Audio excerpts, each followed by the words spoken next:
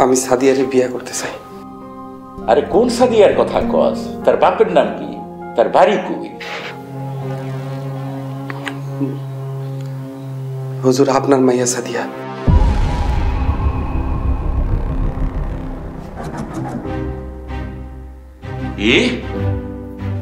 গোলামের পুত্র এত বড় সাহস, যেই থালে কাজ সেই থাল ফোটা করস? তোর এত বড় দুঃসাহস কেমন হইল? তোর লজ্জা করলো না সাদিয়ার নাম উঠে আনতে? গোলামের পুত, নামাজ কালাম পড়স আর তোর মনের ভিতরে এত নোংরা? হুজুর, আমি তো আপনার কাছে অবৈধ কোনো কিছু আশা করি নাই, নাজায়েজ কোনো কিছু চাই নাই। ছি, তোর লজ্জা করলো না এই কথা ভাবতে? আমারই দোষ, আমি বান্দরলাই দিয়ে মাথায় উঠাইছি। আমি তো আপনার কাছে নাজায়েজ কোনো আবদার করি নাই হুজুর। আমি চেয়ারম্যান, আমার মাইয়ের বিয়ে দেবে এমপির বলার লাগে। তোর মতো গোলামের লাগে বিয়ে দিলে মানুষে কি কইব? মানুষ আমার থু দেব। না কইছস আর কোনোদিন মুখে আনবি না। তার সামনে থেকে যা। হুজুর, সাদিয়াও আমারে পছন্দ করে। এ সাদিয়া, ওই সাদিয়া, সাদিয়া! আব্বা আসসালামু আলাইকুম। আমারে ডাকছেন? ওই সাহেব কি কয়? সাহেব কি কয় আমি কেমনে কমু? কি হইছে সাহেব, কি কইছো? হুজুরে কইছি তোমার আর আমার কথা। আমরা দুজন দুজনের পছন্দ করি, আমরা বিয়ে করতে চাই। কি? আস্তাগফিরুল্লাহ, তুমি এসব কি বলতেছো? আব্বা এসব কি বলতেছে? ওর কি মাথা খারাপ হয়ে গেছে? সাহেব, তোমার চিন্তা ভাবনা এত নোংরা, তুমি এত খারাপ, সি আমার তো ভাবতেও লজ্জা লাগতেছে। এসব তুমি কি কইতাছো সাদিয়া? আর একবার সাদিয়ার নাম মুখে উচ্চারণ করলে তোর জিব্রা আমি টাইনে ছিঁড়ে ফেলাম। যা সামনে থেকে।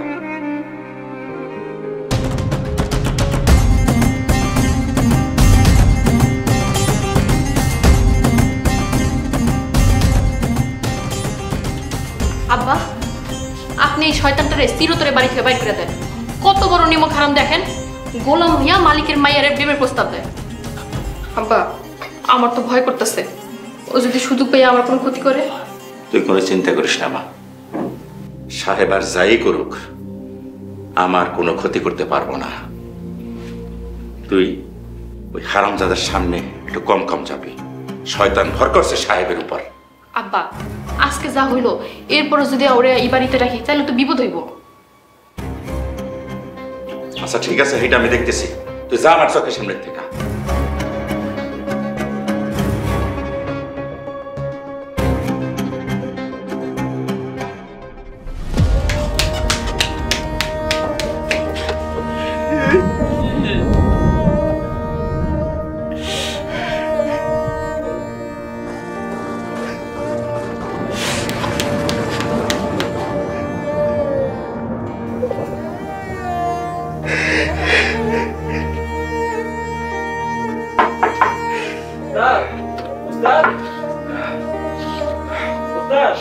লোকমান,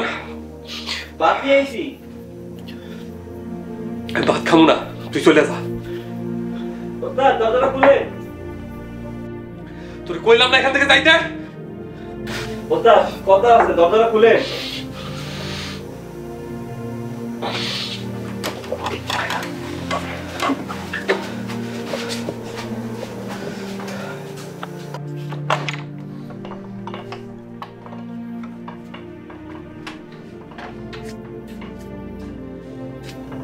উস্তাদ,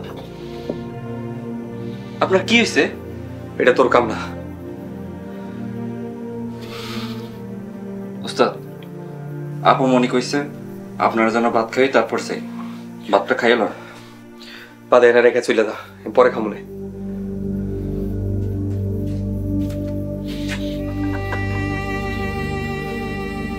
উস্তাদ, ভাত খাইল, আর কিছু লাগলে আমার ডাইকেন। আমার কাউরে লাগবো না, দেখা দেখা দা।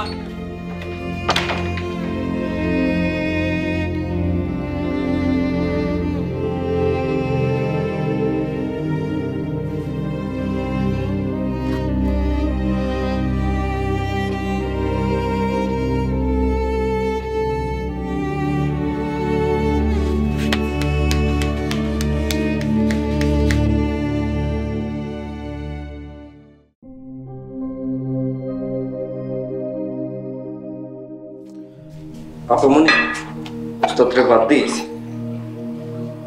সাহেব ভাত খাইতেছে? ঘরে রাখি আসছি, বললো পরে খেয়ে। আচ্ছা ঠিক আছে, যাবে। আপা, আমি বুঝতেছি না আপনি কেন সাহেবের বাড়িতে বাইক করে দিতেছেন না? যেদের বসে কখন কি ক্ষতি করে বসে আল্লাহই জানে। বাইর করে দেওয়াটা সমাধান না, ক্ষতি করার ইচ্ছা থাকলে দূরে বসেও ক্ষতি করতে পারে।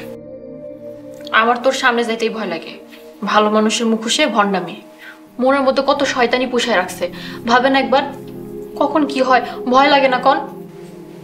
কয়টা দিন যাক, ওরে বিয়ে দিয়া ওর বাড়িতে পাঠাই দেবো। ঘর সংসার করলে সব ঠিক হয়ে যাব। ও, আপনি এখন ওর ঘটকালি করতে বসবেন? ওর মতো অশিক্ষিত ভণ্ড একটা ছেলেরে কোন মাইয়া বিয়ে করব? তার চাইতে ভালো আপনি যে বাড়িটা ওরে দিছেন, ওরে কোন ওই বাড়িতে চলে যেতে। সাহেবের বিয়া তোর চিন্তা না, আমি সাহেবের অভিভাবক, চিন্তা আমার। মানুষ ভুল করে, কিন্তু তারে শুধরানোর সময় দিতে হয়, নইলে ভুল বাড়ে। এত কথা না কইয়া ভাত খাও।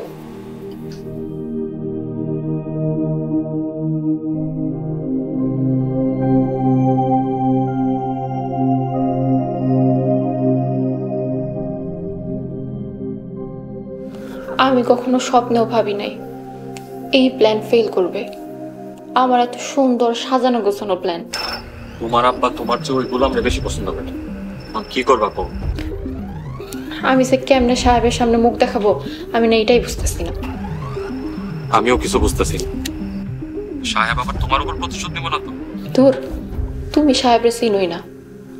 সাহেব নিজের জীবন দিব, কিন্তু কখনো আমাকে ক্ষতি করবো না। তাহলে তোমার আমার প্রেম তো ব্যর্থ। এক কাজ করো, তোমার আব্বারে কইয়া সাহেবের গলায় জুইলা পড়ো, কারণ সাহেব তো ভালো ছেলে। তোমারে না স্তরানো উচিত। তুমি কোন মুখে ওই গোলামের লগে আমার বিয়ের কথা কইলা? সাদিয়া, আমার মাথা ঠিক না। আমি কখন যে কি করে ফেলাই আমি বুঝতেছি না। সাহেবরে ইচ্ছা করতেছে এই দুনিয়া থেকে বিদায় করে দিই। শোনো শুভ, তুমি যদি এইভাবে কথা বলো তাহলে আমার আর কোনোদিন ফোন দিও না। আর দেখা করা তো অনেক দূরের ব্যাপার। আমি আর যাই করি কোনো খুনির লগে সম্পর্ক রাখতে পারবো না। জান, রাগের মাথায় বলছি, সরি। শোনো, আমার না এত তোমার রাগ দেখার টাইম নেই। নিজেরে কি ভাবো তুমি? তোমার কপাল গুনে আমারে পাইছো। আগে নিজেরে ঠিক করো, তারপর আমার সামনে আসবা। রাখি।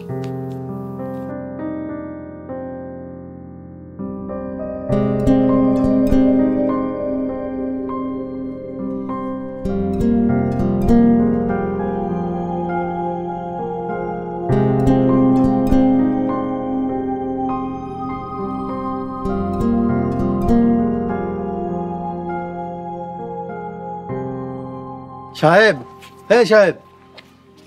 আসসালামু আলাইকুম। ওয়ালাইকুম সালাম। কেমন আছিস বাপ? আলহামদুলিল্লাহ, ভালো আছি হুজুর। হুজুর, আপনি দিন বয়ান করছিলেন সর্বাবস্থায় আল্লাহ শুকর করতে। হুজুর, আমি যদি ভালো না থাকি, কেউ যদি আমার জিজ্ঞাসা আমি ভালো আছি কিনা, আমি কি তার মিথ্যা কমু আমি ভালো আছি? আমার গুনাহ হইব না? বাবা, সব সময় আল্লাহর শুকরিয়া আদায় করতে হবে।